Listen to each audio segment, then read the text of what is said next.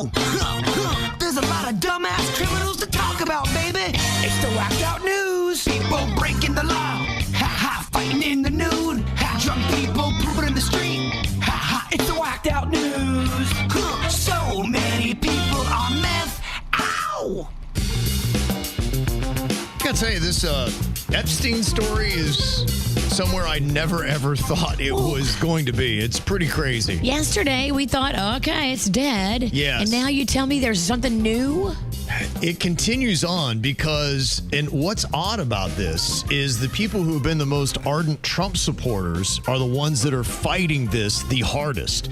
And some of those people that are kind of like, a little bit nutsy, kind of on the far right, were coming after him saying, we're not buying any of this crap.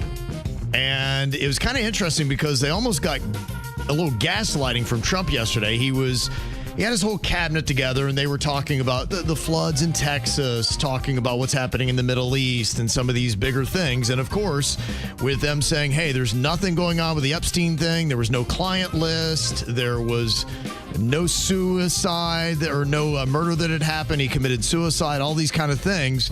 They asked about it and Trump was kind of like, all right, enough of this. The jailhouse tea on May the 7th. Yeah, sure. Could I just interrupt for 1 second?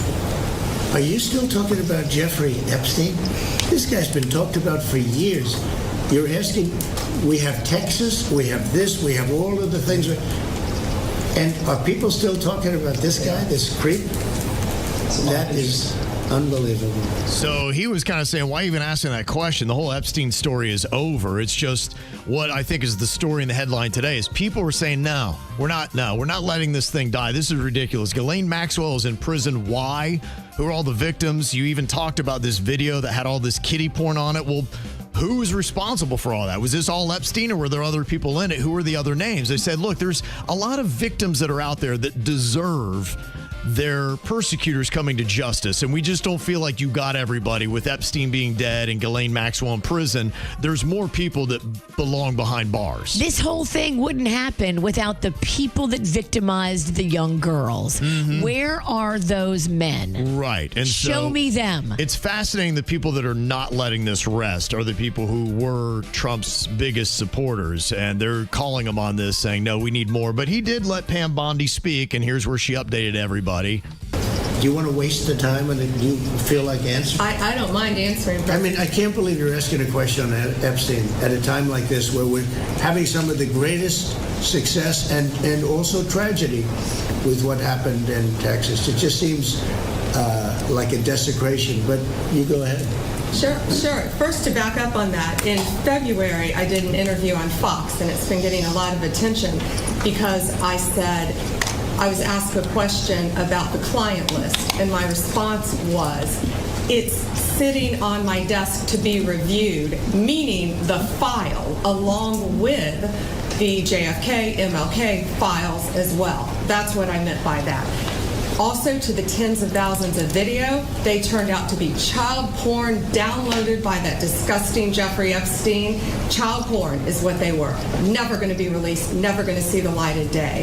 To him being an agent, I have no knowledge about that. We can get back to you on that. And the minute missing from the video, we released the video showing definitively the video was not conclusive, but the evidence prior to it was showing he committed suicide. And what was on that, there was a minute that was off the counter. And what we learned from Bureau of Prisons was every night, they redo that video. It's old, from like 1999. So every night the video is reset, and every night should have the same minute missing. So we're looking for that video to release that as well, showing that a minute is missing every night. And that's it on Epstein. Okay, so that seems to be the final word. You're going to have conspiracy theorists that are going to continue on and try to find other little things. And it seems like the only thing that she didn't completely close the door on was, is it possible that Jeffrey Epstein was tied in with Israel and some kind of special agent and working for them? Which has been heavily talked about, that he was protected. Yes, so that is the only thing that is still up for discussion. him being murdered is not. It was a suicide, they are saying. And We still don't know that minute, though. We still don't have the footage of him suiciding himself. Right. And there's no one else to bring to justice. We've got everybody. The videos was just him downloading kiddie porn. And so the only thing that could still be open is whether or not he was working with Israel. Who else is in the kiddie porn? Who else? It sounds like she's trying to say it was just videos of only kids in it. I don't believe that. A lot of people don't, and so that's why it's just a continuing thing. So in the conversations that happen in the stratosphere of people that are into conspiracy theories, they'll continue to not believe and still fight it. But I think they definitely capped it yesterday and said the only thing we would consider was him being an Israeli agent. Everything else is off the table. It's been settled. So that, I think, is all you're going to hear, and the rest of the people are going to just fight it on the interwebs. Well, how do you think that Jeffrey Epstein held things over people's head and got more power and politically became more powerful?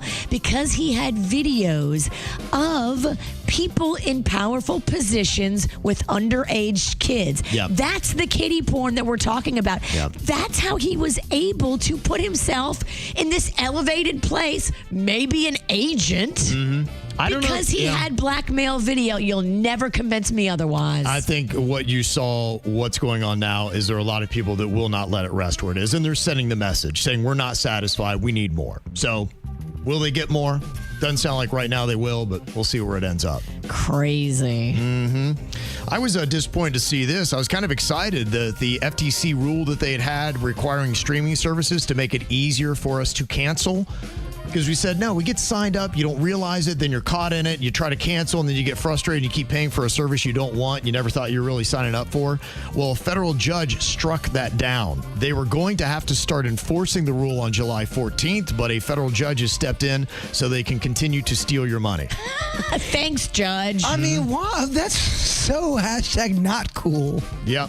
So everybody's on the take. Under the measure, businesses would have been barred from making it more difficult to cancel than it is to sign up, and it was intended to eliminate drawn-out cancellation processes aimed at trapping users in unwanted subscriptions, but they will be able to continue doing that to you. I just canceled about 5-6 subscriptions, and it was not an easy process. It really was not. Yeah. It was not going to get easier. It was almost kind of like a whole day of work. It's done on purpose, Yeah. and you stuck with it. A lot of people just give up and keep paying. I finally got mad enough. I got mad. I'm like, no. Yep.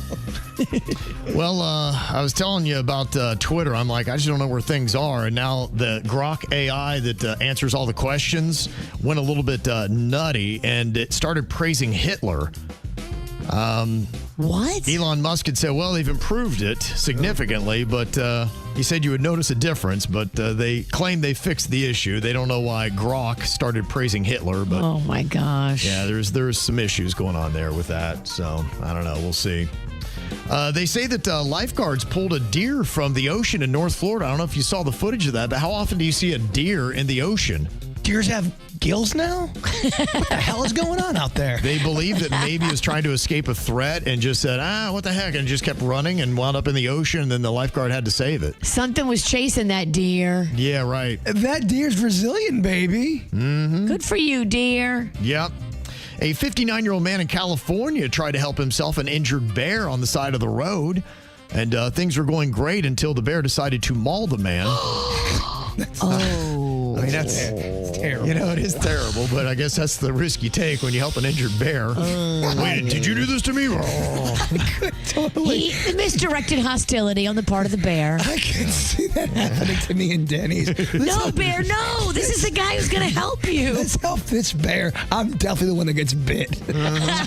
His arm was tore up pretty good. Oh, no. A teacher in the UK named Alice Ashton has been banned from teaching in Wales after a hearing found her guilty of unacceptable professional conduct. What'd she do? She was accused of swearing at her students. I get it. She then decided to dance the Macarena, and they Okay. believe the only reason why she did that is because she was massively hammered.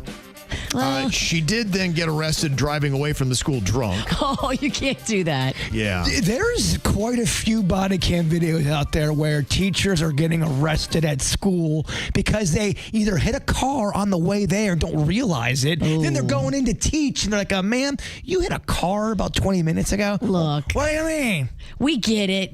We know kids are horrible. Teaching is awful, but you can't be driving around drunk hitting things. There's some sad ones out there where they go in, they get the cup, they go, ma'am, you weren't drinking? This is fresh wine right here. It's like 715A. Damn. Well, and if you like to overpay for your food, Guinness has announced a new record for the world's most expensive cheese. The 5-pound wheel of cheese was aged in a cave for 10 months. Ooh. And sold at auction last year for just over $42,000. Wow. I just want a little slice. So in a way, Just give me a slice. it was hibernating cheese. Yeah. Cave-aged cheese is what it is. How do you think it tastes? It's probably pretty good. Yeah, well, I just think the fact that it was in a cave. I want some cave cheese, Kevin. Yes. Okay.